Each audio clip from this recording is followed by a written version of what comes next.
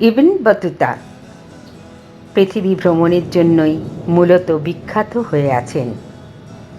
তাঁর অমোঘ উক্তি, ভ্রমণ প্রথমে তোমাকে নির্বাক করে দেবে, তারপর তোমাকে গল্প বলতে বাধ্য করবে।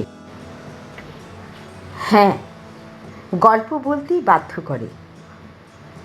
অজানা অচেনা স্থানকে নিজের নয়নে বাঁধিয়ে রাখার জন্য এবং স্মৃতির পাতায় ডুব দিয়ে বেঁচে থাকার জন্য ঘর ছেড়ে বেরিয়ে পড়তে কার না ইচ্ছা করে।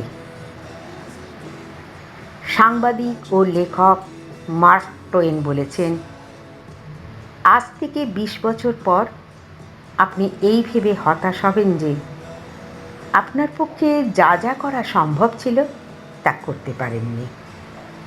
তাই নিরাপদ আবাস ছেড়ে বেরিয়ে পড়ুন, আবিষ্কারের জন্য যাত্রা করুন, স্বপ্ন দেখুন আর শেষমেশ আবিষ্কার করুন। প্রেম, লালসা, জানতে পারার ইচ্ছা, সবশেষে জ্ঞানের ভাণ্ডার, এই সব কিছুর যোগ করেই ভ্রমণ সম্পূর্ণতা লাভ করে। যদি সত্যিই জানার ইচ্ছা থাকে, সাথে প্রকৃতির রূপকে ভোগ করার মন চায়, তো বেরিয়ে পড়ুন ঘর ছেড়ে। পৌরাণিক কাহিনী মতে ভগবান পরশুরাম ৩১ চক্রে ক্ষত্রিয়দের নির্মূল করেছিলেন।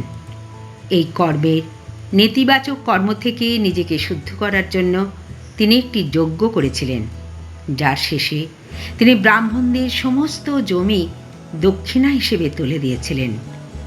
তিনি ধ্যান তপস্যা করতে একটি নতুন দেশ করতে চেয়েছিলেন এবং বরুণদেবকে অনুরোধ করলেন যেন জলের মধ্য থেকে একটি নতুন জমি বের করে দেন। সমুদ্র থেকে উত্থিত এই অঞ্চলটি কেরালা নামে পরিচিতি লাভ করে পরবর্তী সময়ে। সবার জন্য আজ কেরালার বিভিন্ন ভ্রমণ কেন্দ্র। কেরালা নিয়ে নতুন কিছু বলে সময় ব্যয় করা বৃথা। ভগবানের আপন দেশ নিয়ে সবাই কম বেশি জানেন।